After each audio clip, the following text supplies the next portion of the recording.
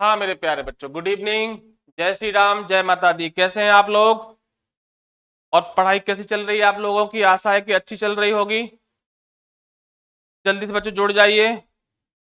शाम के 7 बजे हैं, 13 अप्रैल 2024। मैं लाइव हूं। जल्दी सारे बच्चे आ जाइए। जल्दी से सारे बच्चे जुड़ जाइए बेटा। क्लास आरंभ हो रही है। जैसा कि आपको पता है कि मध्य प्रदेश सामान्य ज्ञान में हम एमसीक्यू क्लास चल रहा है, जिसमें अभी प्राचीन भारत के इतिहास से एमसीक्यू चल रहे हैं। तो जल्दी जल्दी से बच्चों आ जाइए और क्लास को शेयर कर दीजिए, जिससे कक्षा आरंभ हो बेटा।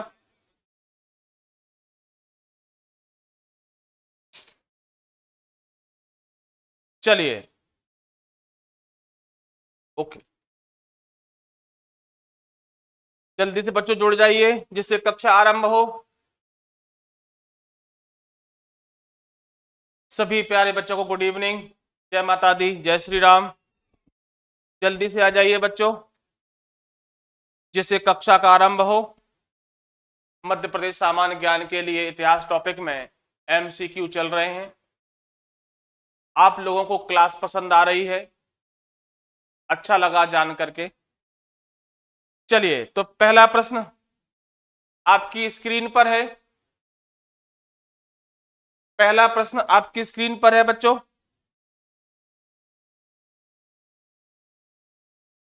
हाल ही में मध्य प्रदेश सरकार ने रानी पद्मावती स्मारक बनाने का निर्णय किया है। जल्दी से बेटा देखिए, प्रश्न बहुत शानदार है। हाल ही में मध्य प्रदेश सरकार ने रानी पद्मावती स्मारक बनाने का निर्णय किया है। कहां पर? आपको बताना है ये कहां पर किया है। इंदौर में किया है, मंदसौर में किया है, रतलाम में किया है या भोपाल में किया है। 4 विकल्प है बच्चा आपके पास। जल्दी से आप बताएंगे। रानी पद्मावती की याद में मध्य प्रदेश सरकार ने अपने किस शहर में एक स्मारक बनाने की घोषणा की है? अभी किसी बच्चे का आंसर नहीं आया बेटा। चलिए हम बताते हैं, भोपाल में। बेटा इसका सही आंसर क्या है? भोपाल में। तो आप अच्छी तरह याद रखें कि मध्य प्रदेश सरकार ने भारत की महारानी पद्मावती की याद में भोपाल में स्मारक बनाने की घोषणा की है। क्या ये बात आपकी समझ में आ गई है? अब हम रानी पद्मावती के बारे में आपको बताते हैं, बड़े ध्यान से सुने।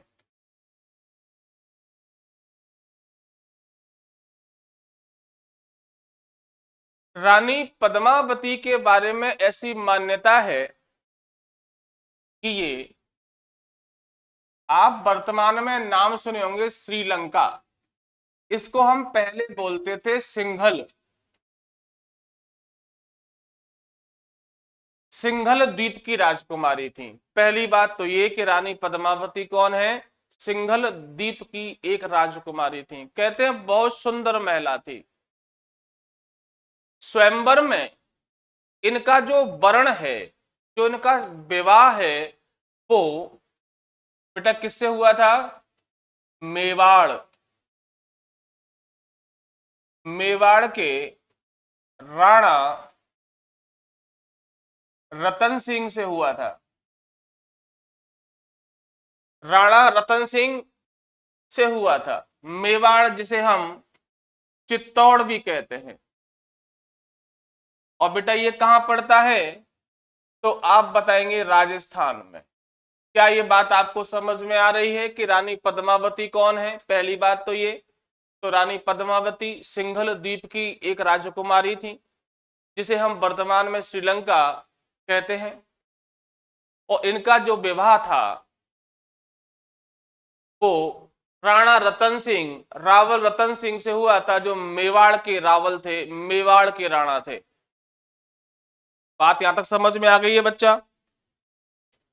राधे राधे बेटा, जय श्री कृष्णा। प्रश्न समझ में आ रहा है जूली? हाँ, अब हम आगे बात करते हैं। जब दिल्ली का सुल्तान अलाउद्दीन,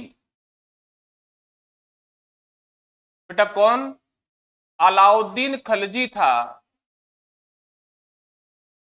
उस दरमियान रानी पद्मावती को लेकर के एक युद्ध हुआ था। आपने इतिहास में पढ़ा होगा। बात समझ में आ रही है? तो 1303 की घटना है। 1303 में अलाउद्दीन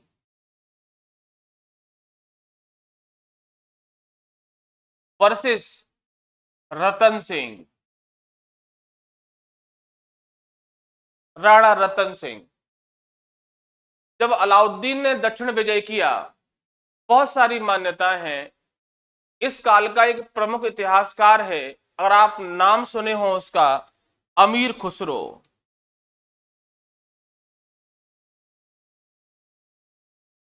अमीर खुसरो ने अलाउद्दीन खिलजी को यह जानकारी दी थी कि रानी पद्मावती बहुत सुंदर महिला है।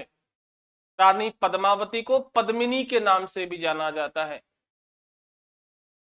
और अलाउद्दीन ने 1303 में मेवाड़ पर आक्रमण किया था। इस युद्ध में राणा रतन सिंह शहीद हुए थे। अगर आपको पता हो गोरा और बादल की कहानी, एक भारतीय राजपूत योद्धा गोरा और बादल,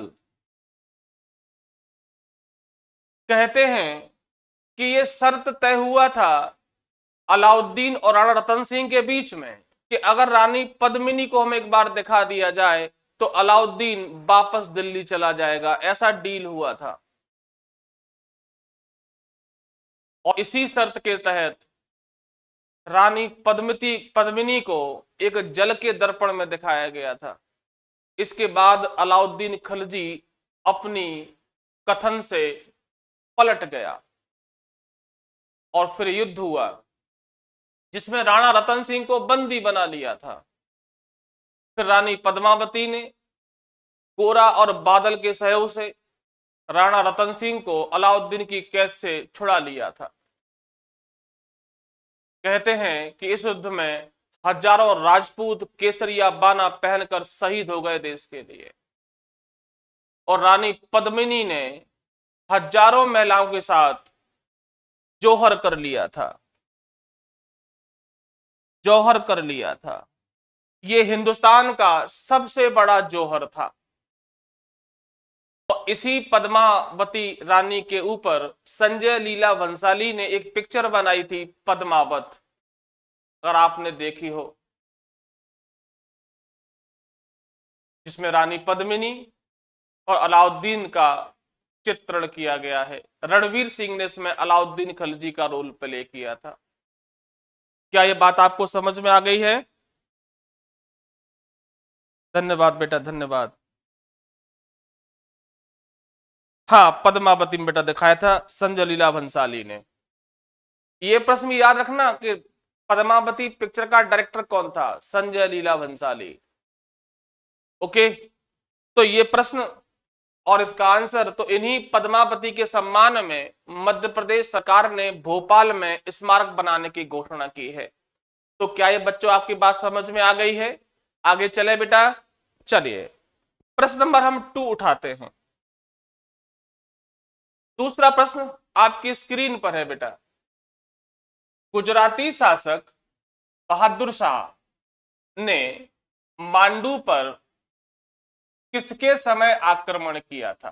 प्रश्न यह है कि जब गुजरात का शासक बहादुर शाह था, उसने मध्य प्रदेश में मांडू पर आक्रमण किया, तो उस समय मांडू का शासक कौन था? ध्यान रखना है आपको।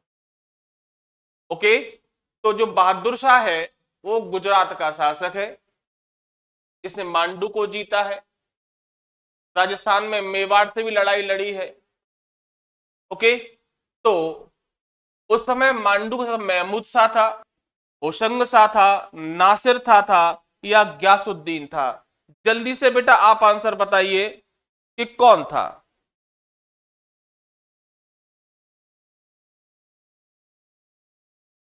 जल्दी से बेटा आंसर बताइए कि जब गुजरात के शासक बहादुर शाह ने मध्य प्रदेश में मांडू पर आक्रमण किया तो उस समय मांडू का शासक कौन था?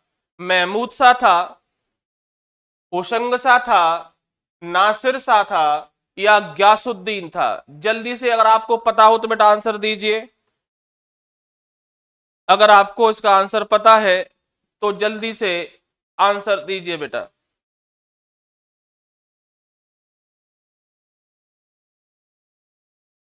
अभी बेटा किसी का आंसर नहीं आया है, कोई बात नहीं, हम बताते हैं आपको। जब बहादुर शाह ने जब बहादुर शाह ने मध्य प्रदेश पर या मध्य प्रदेश में मालवा, बेटा मालवा की जो राजधानी है वो मांडू है। मांडू जिसे हम सादियाबाद मतलब खुशियों का शहर, खुशी जानते, हैप्पीनेस, खुशियों का शहर, या सिटी ऑफ जॉय, आनंद नगरी, आनंद नगरी। अगर प्रश्न आता है कि मध्य प्रदेश में सिटी ऑफ जॉय किसे कहते हैं या सादियाबाद किसे कहते हैं तो मांडू को बताएंगे आप। और अगर यही प्रश्न भारत के परिप्रेक्ष्य में पूछा जाए कि भारत में सिटी ऑफ जॉय या आनंद की नगरी किसे कहते हैं तो कलकत्ता को कहते हैं। बेटा ध्यान रखना, अगर भारत में पूछेगा तो आप क्या बताएंगे? कलकत्ता। मध्य प्रदेश सिविल जज के एग्जाम में यह पूछा गया था एक बार कि भारत में किसे बोलते हैं आनंद नगरी, तो कलकत्ता, वेस्ट बंगाल की राजधानी जो हुगली नदी के किनारे बनी हुई है। क्या यह बात आपकी समझ में आ रही है बेटा?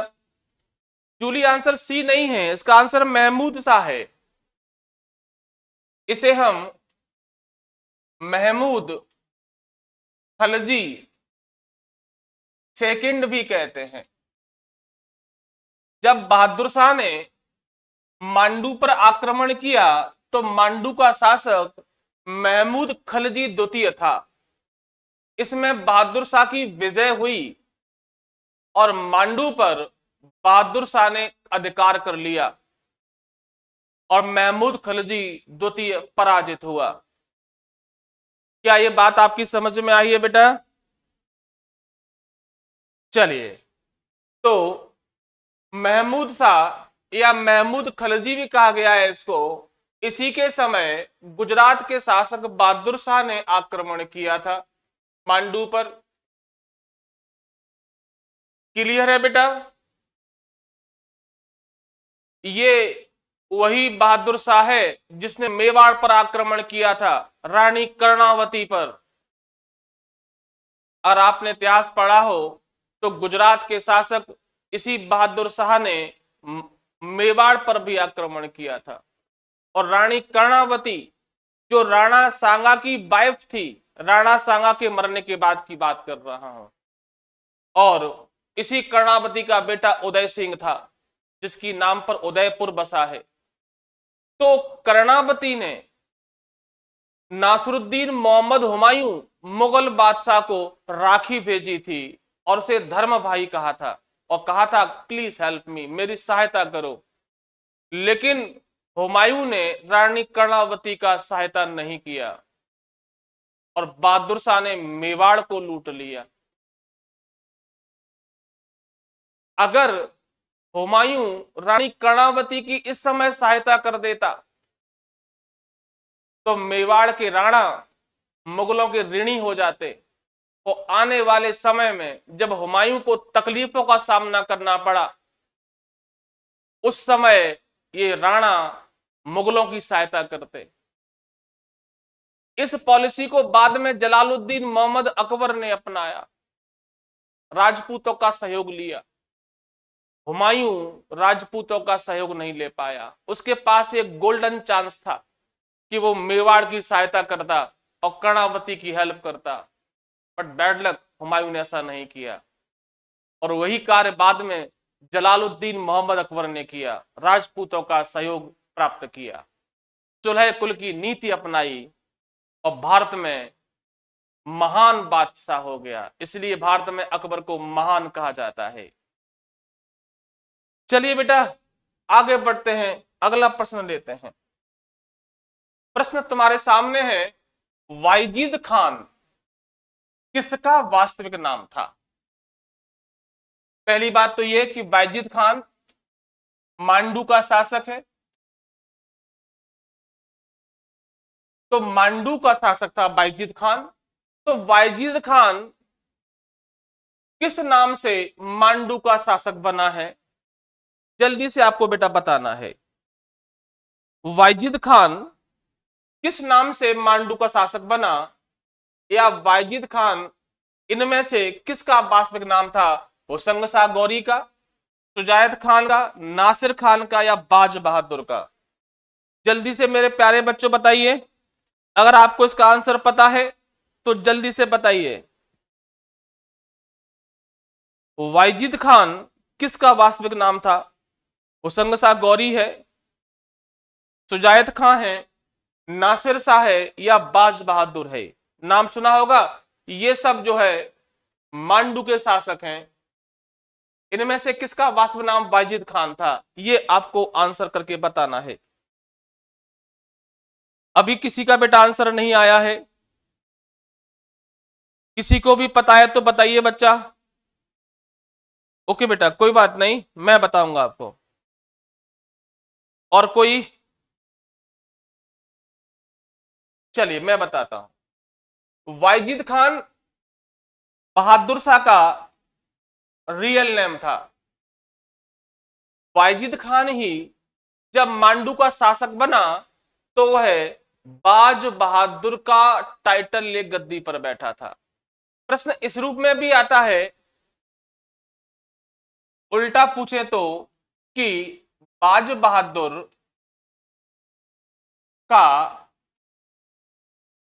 वास्तविक नाम क्या था? ऐसे भी पूछ सकते हैं, अल्प खान था, नासिर खान था, वायजीद खान था, ऐसे ही पूछ सकते हैं। क्लियर है बेटा बात? ओके। तो बाज बहादुर का जो रियल नेम था वो वायजीद खान था। बाज बहादुर मध्य प्रदेश के इतिहास में एक प्रमुख मुस्लिम शासक रहा है। बेटा कहां का रहा है? मांडू, मालवा। मालवा में जो मुस्लिम शासन स्थापित हुआ उसी का एक महत्वपूर्ण शासक बाज बहादुर था। इसका जो वास्तविक नाम था वो वायजीद खान था। बेटा क्या नाम था? वायजीद खान। क्लियर है? इसी के समय मांडू में एक महान नृत्यांगना हुई है। इसी के समय मांडू में एक महान नृत्यांगना हुई है जिसका नाम है रानी रूपमती। रानी रूपमती। जैसा कि आपको नाम से ही लग रहा होगा, यथा नाम तथा गुण। नाम भी रूपमती और रूप में भी बहुत सुंदर थी। इतनी सुंदर कि आप उसको मिस इंडिया कह सकते हैं। और बाज बहादुर रानी रूपमती पर मोहित हो गया। लेकिन निकाह से पहले रूपमती ने कुछ शर्तें रखी थी कि वो मांडू में तभी रहेगी जब वो रेवा का जल ग्रहण करती है। रेवा का जल, रेवा बोले तो नर्मदा। ऐसा कहते हैं कि रूपमती ने बाज बहादुर से कहा था कि मैं आपके महल में तब रहूंगी जब मुझे एवरीडे नर्मदा का जल चाहिए। ऐसा कहते हैं कि रानी रूपमती नर्मदा का जल ही पीती थी और उसी जल से स्नान करती थी। इसलिए बाज बहादुर ने रेवा के लिए, रूपमती के लिए मांडू में रेवा कुंड बनवाया था? ध्यान रखना बेटा, ऐसे भी प्रश्न आता है कि रेवा कुंड मध्य प्रदेश में कहां स्थित है, तो जो है कहां है, मांडू में है। और रानी रूपमती का महल, रानी रूपमती का महल भी बनवाया था, ये भी मांडू में है। मांडू बहुत शानदार शहर था उस समय का। यह हिंडोला महल, जहाज महल, जल महल, असरफी महल मांडू में ही स्थित हैं, जो समय समय पर बनाए गए हैं। दिल्ली दरवाजा, जामा मस्जिद, और मांडू में ही हुसंग शाह का मकबरा है। मांडू में ही हुसंग शाह का मकबरा है, जिसे महमूद खलजी ने बनवाया था, जो हुसंग शाह के बाद सुल्तान बना मालवा का। और इसी हुसंग शाह के मकबरे को मध्य प्रदेश का ताजमहल कहा जाता है। बेटा याद रखना, ये मध्य प्रदेश में मार्बल से बनाया गया पहला मकबरा है। मार्बल से बनाया गया एमपी का पहला मकबरा है, और इसे मध्य प्रदेश का ताजमहल कहा जाता है। तो मांडू इसलिए फेमस था। क्या ये बात समझ में आ रही है आपके बच्चा? आगे देखिए, जब बाज बहादुर मांडू का शासक था, उस समय मुगल बादशाह था जलालुद्दीन मोहम्मद अकबर। दिल्ली और आगरा का जो मुगल बादशाह था वो कौन था? जलालुद्दीन मोहम्मद अकबर। और जलालुद्दीन मोहम्मद अकबर ने मालवा पर आक्रमण किया था इसी के पीरियड में, 1561 में। 1561 एक प्रश्न आता है इतिहास में कि अकबर की पहली विजय कौन थी, तो आप बताएंगे मालवा की। और टाइमिंग क्या था? 1561। और इस विजय के लिए अकबर ने मेन रूप से किसे भेजा था, तो नाम था आदम खान।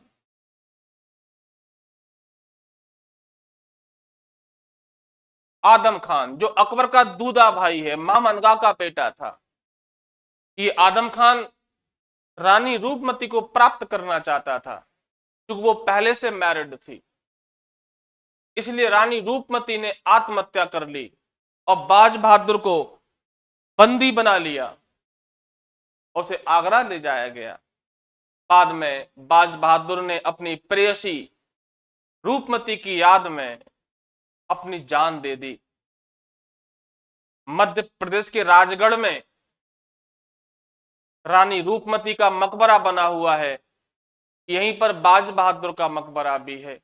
अकबर ने बनवाया था। जब अकबर को यह सच्चाई मालूम चली तो अकबर खुद आया मध्य प्रदेश में और सारंगपुर में बाज बहादुर रूपमती का मकबरा तकसीम करवाए। उस पर लिखा है द लेडी ऑफ लोटस। आज भी मालवांचल में रानी रूपमती और बाज बहादुर की जो प्रेम कहानियां हैं घर घर गाई जाती हैं। तो क्या ये बात समझ में आई है बेटा आपके? अगर समझ में आई है, शिवम बेटा खुश रहो, खूब तरक्की करो बेटा। तो क्या ये बात आपकी समझ में आ गई है? क्या मैं आपको समझा पाया हूं बाज बहादुर और रूपमती के बारे में? जल्दी से बेटा कमेंट करके बताइए कि क्या मैं आपको समझा पाया हूं। तो फिर अगला प्रश्न उठाएं बेटा। चलिए अगला प्रश्न आपकी स्क्रीन पर आ रहा है। अगला प्रश्न आपकी स्क्रीन पर है। कमेंट करके ये जरूर बताते रहा करें कि आपका ज्ञान वर्धन हो रहा है। शिक्षा का मतलब ही ये होता है कि बच्चों का ज्ञान वर्धन हो। केवल टिक लगवाना शिक्षा नहीं होती कि प्रश्न नंबर 4 का आंसर बी, प्रश्न नंबर 5 का आंसर सी, ये तो आप घर पे भी लगा लेंगे। चलिए अगला प्रश्न आपके स्क्रीन पर है कि रानी रूपमती की समाधि कहां स्थित है। अभी थोड़ी देर पहले मैंने बता दिया था आपको, अगर आपको याद हो तो मंदसौर में है, उज्जैन में है, सारंगपुर में है या ग्वालियर में? जल्दी से बताइए बेटा। जानकी कह रही है सी, सॉरी जूली। बिल्कुल सही जवाब है, सारंगपुर में ही है। और जिला पड़ता है राजगढ़। राजगढ़ सारंगपुर में समाधि है रानी रूपमती की, और यहीं पर बाज बहादुर की समाधि भी है। बाज बहादुर की समाधि भी है, ये भी याद रखें। रानी रूपमती की समाधि सारंगपुर में है। बात समझ में आ गई है? रानी रूपमती ने आदम खान के कारण आत्महत्या कर ली थी। आदम खान अकबर का दूधा भाई था, यानी कि एक ही मां से दूध पिए उनको हम दूधा भाई कहते हैं। क्योंकि अकबर के माता पिता अकबर को भारत में छोड़कर ही निकल गए थे, तो यहां उसका जो पालन पोषण था वो महामनगा ने किया था। इसलिए महामनगा ने ही अपना दूध पिला के अकबर को बड़ा किया था। इसलिए अकबर महामनगा की बात मानता था। और इसी महान महामनगा का एक बायोलॉजिकल बेटा था, उसका नाम था आदम खान, जिसको किले की दीवार से अकबर ने छत से फेंकवा दिया था। आपने पिक्चर में देखा होगा जोधा अकबर में। चलिए आगे बढ़ते हैं, अगला प्रश्न। प्रश्न आपके सामने है कि अकबर के नवरत्न में शामिल बीरबल का जन्म किस जिले में हुआ था? बहुत ही बढ़िया प्रश्न है। आपने अकबर के नवरत्न पढ़े होंगे बेटा, ये नवरत्न तेल नहीं है। नवरत्न वो लोग थे जो अपने अपने विषयों में पारंगत थे, सर्वश्रेष्ठ थे। जैसे मुल्ला दो प्याजा, फैजी, अबुल फजल, राजा मानसिंह, टोडरमल, नाम सुने होंगे आपने। ये भारत में नवरत्न केवल 2 बार हुए हैं। भारतीय इतिहास में नवरत्न केवल 2 बार हुए हैं। एक चंद्रगुप्त द्वितीय विक्रमादित्य के दरबार में थे, कालिदास, आपको याद होगा, विक्रम बेताल, बेताल वाला। और दूसरा जलालुद्दीन मोहम्मद अकबर। तो इन्हीं नवरत्नों में एक बीरबल है बेटा। कौन है? बीरबल।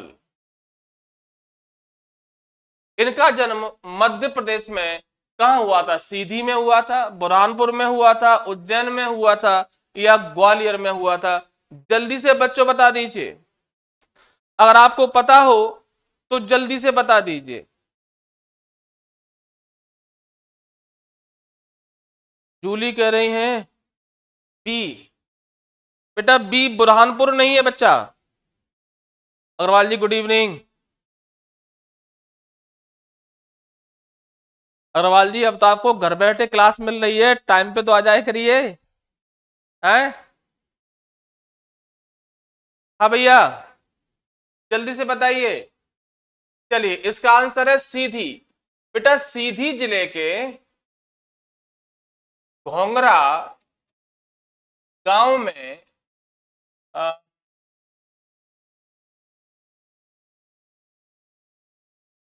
1528 में इनका जन्म हुआ था। क्या ये बात आपकी समझ में आ गई है? सीधी जिले में घोंगरा गांव में 1528 में इनका जन्म हुआ था। और इनका जो वास्तविक नाम था, इनका जो वास्तविक नाम था वो महेश दास था। क्या ये बात आपकी समझ में आई बच्चों? इनका जो रियल नेम था वो महेश दास था। तो बेटा कहां पैदा हुए? सीधी जिले के घोंगरा गांव में। टाइमिंग क्या थी? 1528। इनका रियल नेम क्या था बेटा? महेश दास था। और बाद में ये अकबर के सेनापति बने थे। बात समझ में आ गई है? और 1586 में अफगान आक्रमण में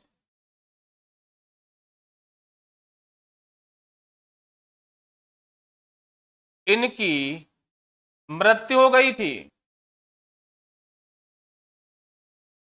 तो पैदा कब हुए? 1528 में। डेथ कब हुई? 1524 में। किस अफगान आक्रमण में? ये भी याद रखें, रियल नेम महेश दास था और ये अकबर के जो है दरबारी दरबार में थे, नवरत्न थे, बहुत ही हाजिर जवाब थे, इनका आईक्यू बहुत तेज था। क्या ये बात आपकी समझ में आ गई है बेटा? बोलो सब बच्चे, बेटा बताइए कि ये प्रश्न आपके समझ में आ गया है। अगर समझ में आ गया है तो हम आगे बढ़ें। प्रश्न नंबर अगला लेते हैं बेटा। प्रश्न अगला आपके स्क्रीन पर है। 1528 में बाबर ने किस शासक को हराया था?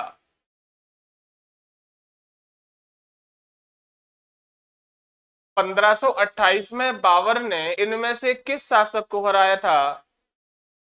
मैदनी राय को, बहादुर शाह को, या ग्वालियर के तोमर राजा को? जल्दी से बेटा बता दीजिए अगर आपको पता है तो।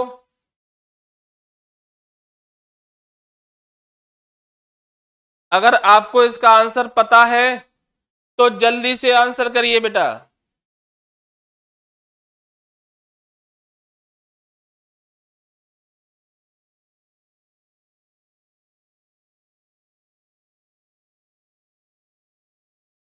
जहीरुद्दीन मोहम्मद बाबर। पता होगा आपको, ये भारत में मुगल वंश का फाउंडर है। उमर शेख मिर्जा के यहां पैदा हुआ था 14 फरवरी को। हिंदुस्तान के बेहतरीन बादशाहों में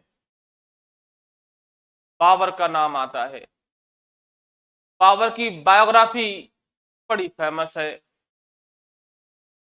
तज के बाबरी, जिसे हम बाबरनामा के नाम से भी जानते हैं, का फारसी में अनुवाद हुआ था।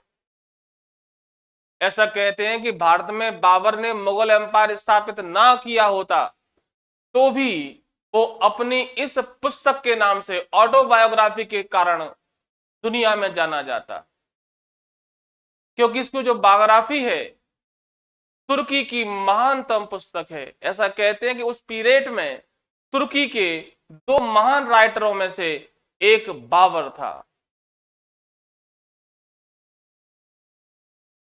तो भैया बाबर ने मैदनी राय को हराया था। बाबर ने बेटा मैदनी राय को हराया था। ध्यान रखना, एक प्रश्न आता है कि भारत में पहली बार तोप, गोला और बारूद का प्रयोग किसने किया था? तो बाबर ने किया था। और किस समय किया था? तो 1519 में भैरा के युद्ध में किया था। तुलगमा पद्धति अपनाई, जो बहुत ही नायाब पद्धति थी युद्ध की, नायाब कौशल था बाबर का। ओके, थोड़ा बड़ा लिखा करेंगे। तो जहीरुद्दीन मोहम्मद बाबर ने जो है, बाबर भारत में जो शासन किया 1526 से 1530 तक का समय है। बाबर जो रूलर्स रहा वो 4 साल रहा और इन 4 सालों में बाबर ने 4 युद्ध लड़े। पहला युद्ध 1526 21 अप्रैल और नाम था पानीपत का युद्ध।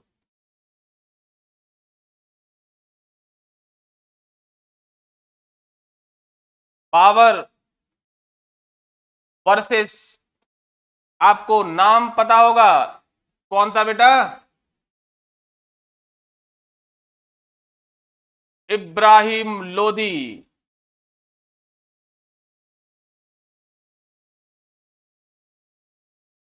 बेटा ये लोदी ये वाला होगा। और इसी युद्ध में विजय के बाद बाबर ने भारत में मुगलिया परचम फहराया था और मुगल वंश की स्थापना हुई थी। और फिर एक के बाद एक युद्ध लड़े। पानीपत के बाद खानवा का युद्ध लड़ा राणा सांगा के साथ, राणा सांगा के साथ। और इसके बाद चंदेरी का युद्ध, ध्यान रखना बेटा। दूसरा कौन सा है? खानवा, 1527, राणा सांगा। ऐसा कहते हैं कि राणा सांगा ने बाबर को भारत पर आक्रमण करने के लिए इनवाइट किया था। भारत के महानतम रणबांकुरों में, महान योद्धाओं में राणा सांगा का नाम आता है। इसकी वीरता का अनुमान आप लगा सकते हैं कि इसकी एक आंख नहीं थी, एक हाथ नहीं था, एक जंघा नहीं थी, और इसके शरीर पर 80 घाव तलवारों के थे। और ये घाव तो किसी वीर योद्धा की पहचान होते हैं। इस युद्ध में राणा सांगा पराजित हुआ था। और फिर जो तीसरा युद्ध था, यह था चंदेरी का युद्ध। चंदेरी मध्य प्रदेश में, वर्तमान में अशोकनगर जिले में है। और यहां का राजपूत राजा था मैदनी राय। इस युद्ध में मैदनी राय की पराजय हुई। और यहां मध्य प्रदेश में जब राजपूत शहीद हो गए चंदेरी में, तो 300 से अधिक महिलाओं ने जौहर कर लिया था। तो अगर प्रश्न आए कि मध्य प्रदेश में सबसे बड़ा जौहर कौन सा था, तो चंदेरी का था। यहां अभी बना हुआ है खूनी दरवाजा, जो गवाही देता है उस समय की। और चौथा युद्ध था घाघरा का युद्ध, जो 1529 में हुआ था। 4 साल और 4 युद्ध, और बाबर 4-0 से विजयी हुआ था। क्लीन स्वीप कर दिया था हमको उसने। और 1530 में बाबर की मृत्यु हो गई थी। तो क्या यह बात आपकी समझ में बच्चों आ गई है? हाँ बेटा, चंदेरी अशोकनगर में है। चंदेरी अशोकनगर में है। क्या यह बात आपकी समझ में आ गई है बेटा? चलें आगे बढ़े बच्चा। अगला प्रश्न, अगला प्रश्न लेते हैं बेटा। अगला प्रश्न आपकी स्क्रीन पर है। 1543 शेरशाह सूरी ने मध्य प्रदेश के किस किले पर आक्रमण किया था? बहुत ही शानदार प्रश्न है। शेरशाह सूरी को तो आप जानते ही होंगे, शेर खान, फरीद खान, इसका रियल नेम फरीद खान। एक शेर को मार दिया तो नाम पड़ा शेर खान। बिहार के शासक बहार खान लोहानी ने फरीद को टाइटल दिया शेर खान का। और जब हुमायूं को शेर खान ने हिंदुस्तान से खदेड़ दिया, तो वह शेरशाह सूरी के नाम से हिंदुस्तान का बादशाह बना था। शेर खान ने कहा था कि अगर समय मेरे साथ रहा और भाग्य ने मेरा साथ दिया, तो मैं मुगलों को हिंदुस्तान से खदेड़ दूंगा। फरीद का शेरशाह सूरी के नाम से हिंदुस्तान का बादशाह बनना जमीन से आसमान पर उठने की कहानी है। इनका चरित्र हमें प्रेरित करता है कि अभावों के बाद भी एक व्यक्ति जमीन से आसमान तक पहुंच सकता है।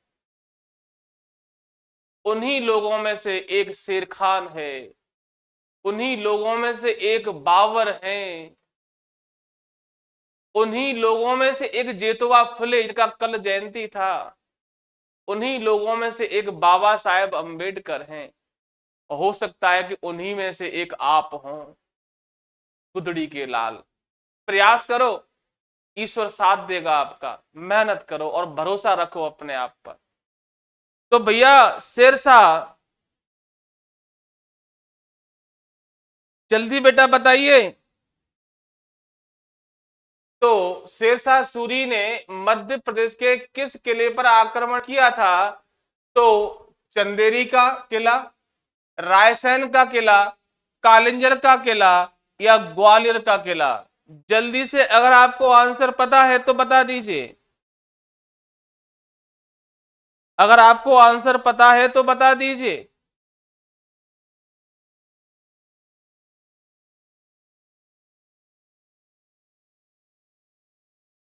अब किसी भी बच्चे को आंसर पता है? बेटा कालिंजर वर्तमान में उत्तर प्रदेश में है बेटा। कालिंजर, बांदा, महोबा।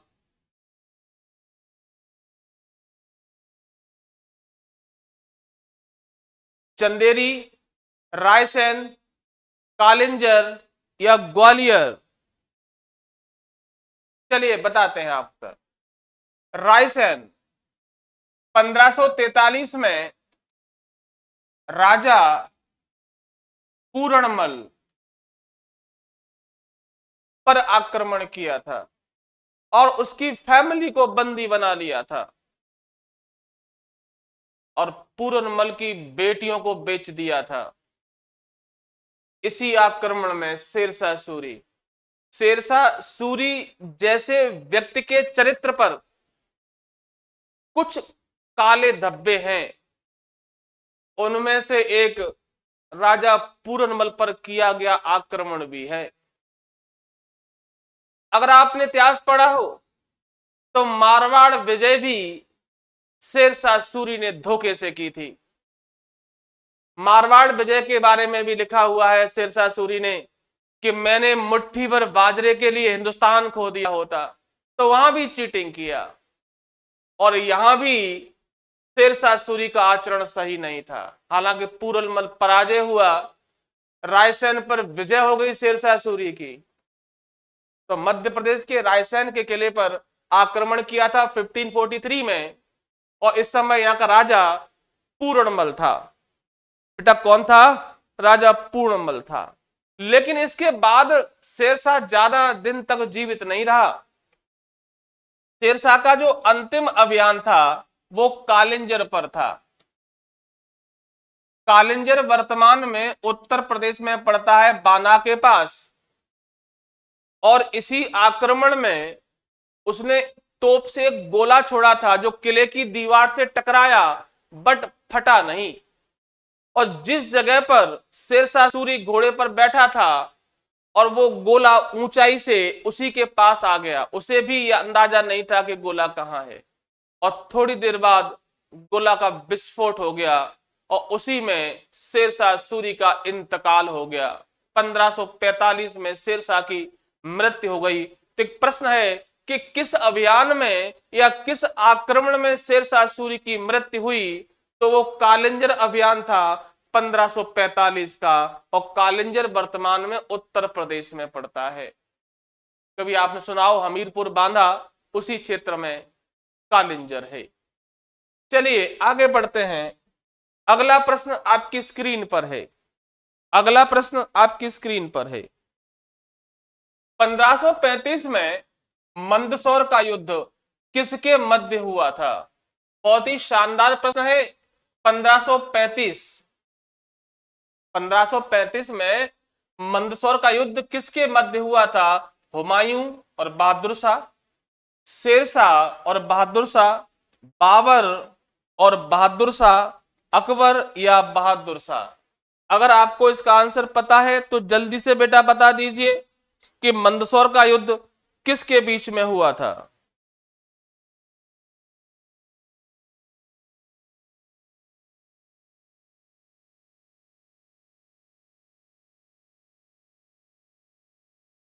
अगर आपको इसका आंसर पता हो तो जल्दी बताइए बेटा। अभी किसी ने आंसर नहीं दिया है बच्चों। अभी किसी ने आंसर नहीं दिया है बेटा।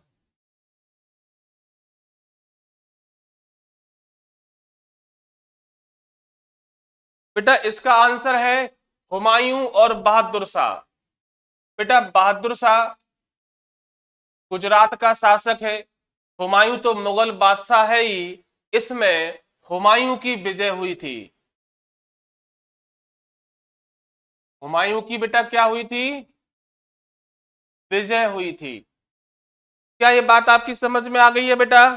किसमें हुमायूं की विजय हुई थी? तो मंदसौर मध्य प्रदेश में एक जगह है। मंदसौर को प्राचीन काल में दसपुर कहते थे और इसी में हुमायूं और बहादुर शाह का युद्ध हुआ।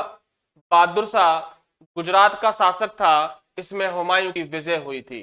चलिए अगला प्रश्न लेते हैं। प्रश्न नंबर 9 आपकी स्क्रीन पर है। अकबर और मोहम्मद गौस के कहने पर किसने अपना नाम मोहम्मद अता अली खान कर लिया था? मोहम्मद गौस आप जानते हैं बहुत बड़े सूफी संत रहे हैं। तो ये प्रश्न आपको बताना है कि भैया इसमें क्या आंसर है। जल्दी बताइए, अकबर और मोहम्मद गौस के कहने पर किसने अपना नाम मोहम्मद अता अली खान कर लिया था? जल्दी से बेटा बता दीजिए अगर आपको इसका आंसर पता है तो।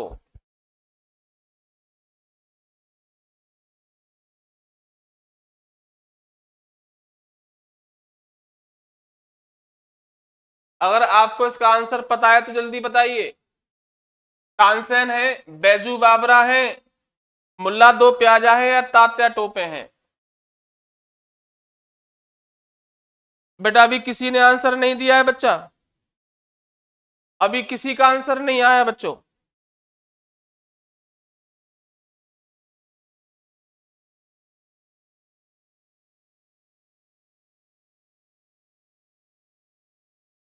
अभी किसी ने, हाँ जूली साकिर ने कहा है सी आंसर। बेटा सी आंसर नहीं है, सी आंसर नहीं है बेटा। इसका आंसर है तानसेन। मोहम्मद गौस और अकबर के कहने पर, अकबर और मोहम्मद गौस के कहने पर इन्होंने इस्लाम ग्रहण कर लिया था। इस्लाम धर्म ग्रहण कर लिया था और अकबर के नवरत्नों में शामिल हुए थे। अकबर के नवरत्नों में शामिल हुए थे। बेटा तानसेन का जो जन्म स्थान है, बड़े ध्यान से सुनना, बेहट। बेहट मध्य प्रदेश के ग्वालियर में पड़ता है। ग्वालियर जिले में है बेहट, वहां पर इनका बर्थ प्लेस है। ये ब्राह्मण परिवार में पैदा हुए थे। इनके जो पिताजी थे, पिता रामतनु पांडे, और इनका जो नाम था तन सुख राम पांडे। इन्हें तन्ना तन्ना कहते थे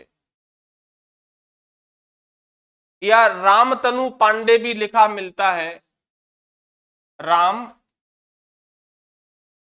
रामतनु पांडे इनका पिता का नाम, और इनका नाम बेटा मकरंद पांडे। एक मिनट बेटा, कुछ गड़बड़ हो गई है।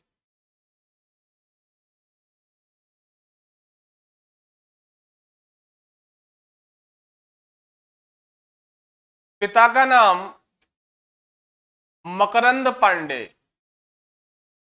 और इनका नाम, बचपन का जो नाम था राम तनु पांडे। बेटा ये बचपन में प्रॉपर प्रोनाउंसिएशन नहीं कर पाते थे, हकलाते थे। तो इनके पिता इन्हें मोहम्मद गौस के पास ले गए और मोहम्मद गौस के आशीर्वाद से ये बढ़िया बोलने लगे। कौन? रामतनु पांडे। और इन्होंने राजा मानसिंह तोमर की प्रेयसी मृगनयनी से क्लासिकल संगीत की शिक्षा प्राप्त की। प्राथमिक शिक्षा शास्त्रीय संगीत की इन्होंने मृगनयनी से प्राप्त की। राजा मानसिंह तोमर ने अपनी प्रेसी मृगनयनी के लिए ग्वालियर में संगीत विद्यालय स्थापित कराया था। पूरे भारतवर्ष में सबसे प्राचीन संगीत घराना ग्वालियर है, इसीलिए यूनेस्को ने पिछले साल सिटी ऑफ म्यूजिक का खिताब दिया है ग्वालियर को, तो यही प्राप्त हुई। और बड़े होकर तानसेन संगीत की उच्च शिक्षा के लिए मथुरा गए। बेटा कहां पे गए? मथुरा। और वहां पर स्वामी हरिदास, नाम सुना होगा आपने, भारत के सबसे बड़े क्लासिकल जो संगीत समारोह होते हैं उनमें नाम आता है स्वामी हरिदास का। और स्वामी हरिदास को तो कौन नहीं जानता। श्री हरिवंश भगवान कृष्ण के लिए ही गाते थे, इन्होंने किसी भी व्यक्ति के लिए नहीं गाया। और तानसेन ने यहां शिक्षा प्राप्त की। और जब शिक्षा पूर्ण हो गई तानसेन की, तो तानसेन की जो पहली पोस्टिंग हुई थी मध्य प्रदेश में रीवा, बघेल वंश के शासक रामचंद्र देव के यहां हुई थी। और ऐसा कहते हैं कि अकबर ने, जब अकबर मध्य प्रदेश में आया तो अकबर के सम्मान में राजा रामचंद्र बघेल ने एक संगीत संध्या का आयोजन किया, जिसमें तानसेन ने अपना राग छेड़ा था। अकबर को इतना अच्छा ये राग लगा कि उन्होंने रामचंद्र देव से कहा कि हमें तानसेन को दे दीजिए, और तानसेन गिफ्ट कर दिए गए अकबर को। और अकबर के यहां पहुंचकर तानसेन अकबर के नवरत्नों में शामिल हो गए।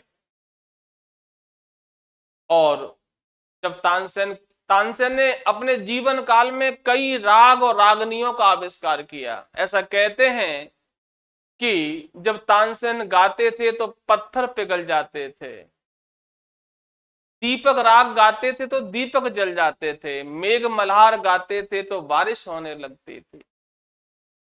तानसेन के बारे में अकबर के नवरत्न अबुल फजल अपनी पुस्तक आईने अकबरी में लिखता है कि ऐसा गवैया 1000 साल में पृथ्वी पर पैदा नहीं हुआ। ऐसा लिखा है तानसेन के बारे में। तानसेन की जब डेथ हुई तो उनकी दिली इच्छा थी कि हमें हमारे गुरु के पास दफनाया जाए, और इसी इच्छा का सम्मान करते हुए तानसेन को ग्वालियर में उनके गुरु मोहम्मद गौस के पास दफनाया गया। तो बेटा इनकी जो कब्र है वो ग्वालियर में है। बेटा आज समय ज्यादा हो गया है, कल क्लास को कंटिन्यू करेंगे। कल शाम को 7 बजे फिर क्लास लाइव होगी। अगर आपको एमपी हिस्ट्री का कंटेंट बहुत शानदार लग रहा है तो कल फिर जुड़ें, और ऐसे बंधु बांधवों को भी जोड़ें जिनको इसकी बहुत ज्यादा जरूरत है। तो मिलते हैं कल शाम को 7 बजे। और आपको ये क्लास कैसी लग रही है जरूर कमेंट करके बताएं। तो कल शाम को मिलते हैं 7 बजे। तब तक के लिए जय माता दी, शुभ रात्रि, जय श्री राम।